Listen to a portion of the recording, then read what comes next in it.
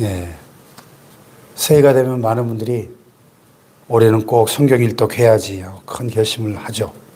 네, 창세기부터 시작하면 참 재밌습니다. 태초에 하나님께서 천지를 창조하시고 에덴 동산을 만드시고 또 뱀이 나타나서 유혹하고 노아 홍수 사건도 있고 요셉이 하루아침에 국무총리가 되고 참 흥미진진합니다. 그러다 이제 구약이 끝나고 신약의 문을 딱 열면 마태복음 1장 1절. 여기서부터 큰 위기가 찾아오죠. 낳고 아브라함이 이삭을 낳고 이삭은 야곱을 낳고 야곱은 계속 낳기만 합니다. 그래서 어떤 분이 마태복음 1장은 가장 강력한 수면제다 그랬어요. 읽다 보면 저절로 눈꺼풀이 천근만근 무거워지죠. 도대체 나랑 상관도 없는 이 낯선 히브리 사람들의 족보가 왜 신약 성경에 그것도 첫 페이지에 대문을 장식하고 있는가? 근데 우리 한국 사람들도 족보를 좀 중요하게 여기지 않나요?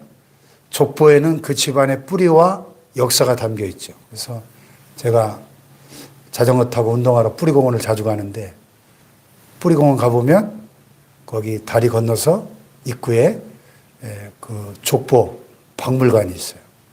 그리고 그 뒷동산에다가 우리나라 290개가 넘는 그 성씨들의 그 기원과 유래, 역사를 다 기념비로 만들어 놨죠. 제가 속한 우리 남양홍 씨도 거기 있어요. 가보면 우리 남양홍 씨 일대 할아버지 때부터 쫙 역사를 그 돌에다 새겨놨어요.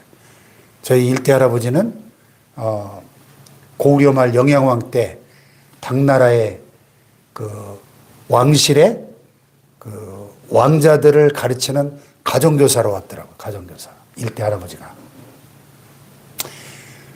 그래가지고 이제 신라가 삼국을 통일하면서 신라 왕실에 또 그런 학자로 우리 조상들이 쭉 보니까 조선시대까지 뭐 하여튼 그 막 영의정도 하고 뭐 높은 자리 뭐 조선시대 과거 시험에 장원급제한 우리 조상들이 뭐 290명인가 그렇더라고요. 엄청나게 공부를 잘한 집안인 것 같아요. 우리 홍씨 가문이. 그게 이 유대인들도 이 족보를 굉장히 중요하게 여긴 겁니다. 그래서 이 마태복음은 저자인 예수님의 12 제자 중에 하나인 마태가 특별히 유대인들을 위해서 기록한 복음서예요. 마가복음은 이방인들을 위해서 기록한 복음서고요. 대상이 다르죠. 그래서 이 마태복음에 유난히 구약 성경을 직접 인용한 구절들이 많이 나와요. 유대인들은 구약 성경에 익숙하잖아요. 네. 그래서 오늘 본문의 이 지뢰에 보이는 명단이 단순한 이름의 나열이 아니고 하나님이 인류 역사를 어떻게 끌고 오셨는지 보여주는 거대한 지도 같은 것이죠. 또 우리를 향한 러브레터의 서문인 거예요. 그래서 오늘 말씀의 제목이 구원사의 마침표 예수 그리스도예요. 한번 따라해 볼까요? 구원사의 마침표. 구원사의 마침표. 예수 그리스도. 이 족보 속에 감추어진 놀라운 은혜를 우리가 한번 살펴보려고 합니다. 먼저 1절을 보면 다 같이 아브라함과 다윗의 자손 예수 그리스도의 계보라 그랬죠? 이 계보라는 말은 헬라어로 게네시스인데요. 기원, 시작 이런 뜻입니다. 그래서 창세기를 영어로 제네시스라고 하는데 여기서 왔어요. 게네시스 헬라어에서. 현대 최고급 승용차 제네시스죠. 원래 창세기란 뜻이에요. 영어로. 기원, 시작 이런 뜻인데 창세기가 옛 하늘과 옛 땅의 시작이라고 한다면 마태복음의 이 족보는 새 하늘과 새 땅의 시작을 알리는 빵빠르인 것이죠. 우리 인생을 돌아보면 어떻습니까? 60년, 70년 이렇게 살다 보니까 어떨 때는 인생이 그저 그냥 이 다람쥐 쳇바퀴 도는 것 같을 때가 있어요. 해가 뜨면 일어나서 일하고 해가 지면 자고 밥 먹고 살다 늙어가는 것. 그 불교에서는 이걸 윤회라 그래요. 끊임없이 돌고 돈다. 그 인생은 고해와 같다. 고통의 바다다. 그렇게 말합니다. 그런데 성경은 달라요. 여기 17절에 보면 역사를 딱 14대씩 세 구간으로 딱딱딱 나누고 있죠. 첫째 아브라함부터 다윗까지 14대. 형성기죠. 하나님의 구속사의 형성기. 또 다윗부터 바벨론으로 사로잡혀 갈 때까지 14대. 이스라엘 역사의 쇠퇴기죠. 또 바벨론으로 사로잡혀간 포로시대부터 그리스도까지 14대. 회복기죠. 회복기. 이게 무슨 말입니까? 역사에는 방향이 있다는 거예요. 방향이. 역사는 뺑뺑이가 아니고 그냥 뱅글뱅글 도는 게 아니라 하나님이 정해놓으신 목적지를 향해서 도도하게 흘러가는 강물과 같다는 거예요. 그래서 불교의 역사관은 윤회, 원형, 돌고 도는, 끊임없이 돌고 도는 원형 역사관이지만은 성경의 역사관은 일직선이에요. 직선적인 역사관. 시작이 있고 끝이 있어요. 무한 반복되는 게 아닙니다. 하나님의 그 구속사의 그 도도한 강물이 어떤 하나님의 계획에 따라서 흘러가고 있다는 거죠. 그 목적지가 어디예요? 16절 끝에 보면 마리아에게서 그리스도라 칭하는 예수가 나시니라. 예. 목적지는 어디예요? 예수 그리스도. 우리 인생도 마찬가지입니다. 우리가 젊은 시절에 가난과 싸우고 또 허리띠 졸라매고 자식들 키우느라 고생들 많이 하셨는데 때로는 실패하고 때로는 병들고 때로는 억울한 일을 당하고 내 인생이 왜 이러나 한탄했을지도 모르지만 우리의 인생이 허무하게 흩어져 버리는 안개가 아니고 하나님께서 우리의 인생이라고 하는 이 시간을 통해서 결국 예수 그리스도라는 열매를 맺게 하신다 하는 것입니다. 아멘.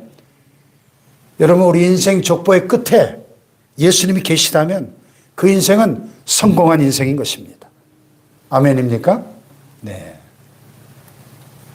그런데 예수님의 족보를 자세히 들여다보면 참 충격적인 사실을 한 가지 발견하게 되는데 그것은 이 거룩한 예수님의 족보에 여자들의 이름이 5명이나 들어가 있다는 거예요. 우리 한국인들도 그렇지만 유대인들의 족보에는 원래 남자들만 기록하게 돼 있어요. 여자들은 아예 인구조사에 들어가지도 않았잖아요. 오병이의 기재에 보면 여자와 아이 외에 남자만 5,000명이었더라. 여자는 인간 취급을 안 한 거예요. 이 당시에. 그런데 이 예수님의 족보에 여자가 5명이나 등장해요. 예수님 어머니 마리아를 제외하면 총 4명인데 다말, 라합, 룻, 우리의 아내, 즉 바세바죠. 근데 이 여인들의 면면을 들여다보면 자, 다말이 누구예요? 다말. 유다는 다말에게서 베레스와 세라를 낳고 창세기 보면 이 다말이라는 여인은 대를 잇기 위해서 자식을 낳으려고 시아버지를 속여가지고 창녀로 위장해가지고 시아버지하고 동참해서 아들을 낳은 여인이에요. 완전 주말 막장 드라마죠. 라합은 누굽니까? 살몬은 라합에게서 보아스를 낳고 라합, 여리고성의 기생이었어요. 몸을 파는 여인. 또 보아스는 룻에게서 오벳을 낳고 룻은 누구예요? 이스라엘의 총회에 들어오지 못한다고 했던 이방 여인, 모압 여인이었어요. 모압 족속. 모압 족속은 창세기에 또 보면 아브라함의 조카 롯이 소돔과 고모라가 멸망할 때 롯이 자기 두 딸과 함께 동굴에 도피했다가 자기 딸들하고 동침해서 낳은 그 후손이 모압 족속과 암몬 족속 아니에요? 그 결국 이스라엘의 대대로 철천지 원수 족속이 모압 족속이에요. 또 다윗은 우리아의 아내에게서 솔로몬을 낳고 바세바죠. 남의 아내였습니다.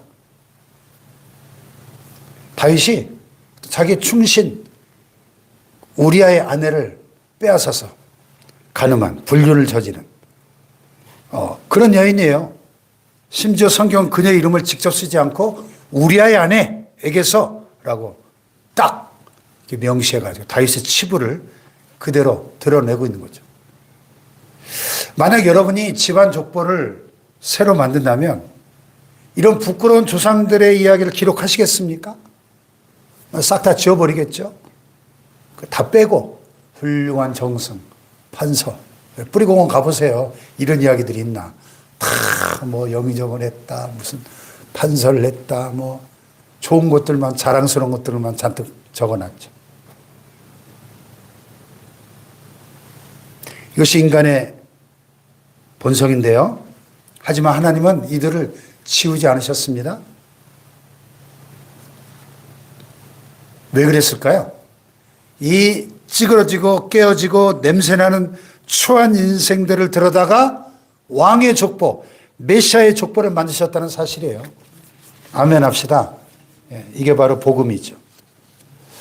우리가 살아온 지나온 세월들을 돌아보세요. 우리 가운데 나는 하나님 앞에 한 점 부끄러움이 없이 완벽하게 살았다. 하늘을 우러러 한 점 부끄러움이 없다. 이렇게 말하시는 분 한번 손 들어보세요. 젊은 날에 다 실수하고 방황하고 또 상처를 주고 받고 누구에도 말할 수 없는 그런 죄책감과 죄의식들이 우리 가슴속에 다 하나씩 다 묻어두고 살잖아요. 근데 오늘 예수님의 족보는 우리에게 이렇게 말씀하시는 거예요. 야, 괜찮아. 너의 실수, 너의 실패, 너의 부끄러운 과거가 나의 구원의 역사를 막을 수 없어. 나는 그물에 걸려있는 쓰레기 같은 인생도 건져내서 보석처럼 빛나게 하는 하나님이다. 그런 얘기입니다. 아멘. 네. 여러분 여기까지 살아오시느라 참 고생 많이 하셨는데 이제 마음속에 맺혀있는 과거의 후회와 아픔이 있다면 주님 앞에 오늘 다 내려놓으십시오. 부끄러운 과거를 가진 다말과 밧세바 같은 이런 여인들을 통하여 예수님을 오게 하신 그 하나님께서 여러분의 상처를 바꾸어 별처럼 빛나게 하실 줄로 믿습니다. 영어의 상처를 scar라고 하는 거예요. scar, S-C-A-R.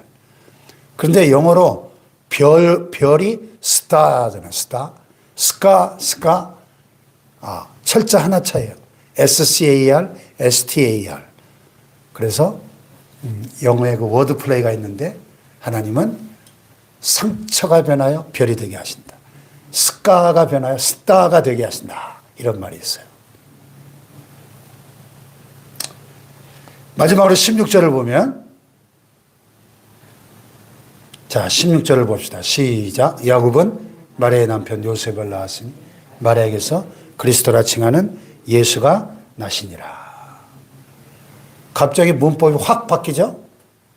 지금까지 계속 누가 누구를 낳고 누가 누구를 낳고 능동태예요. 동사의 그 태를 보면 능동태.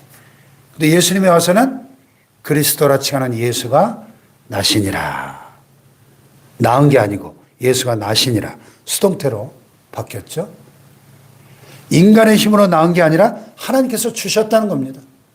예. 그리고 족보가 여기서 끝이 나요. 낳고 하다가 더 이상 예수는 누구를 낳고가 없죠?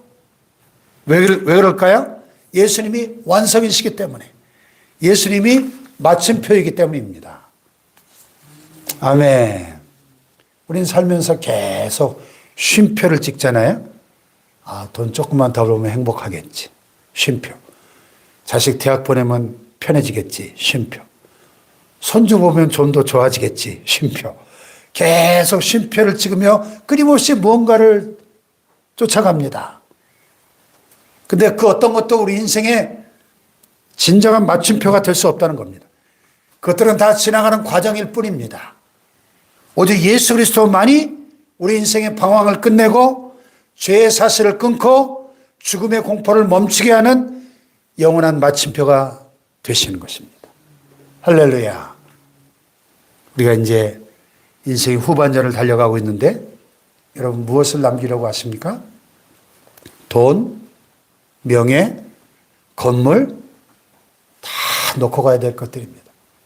하지만 우리 인생의 결론이 마지막이 예수 그리스도라면 우리는 가장 부유한 인생, 가장 성공한 인생이 될 줄 믿습니다. 네. 자, 말씀을 맺겠습니다. 이 마태복음 1장의 족보는 단순히 지루한 이름들의 나열이 아닙니다.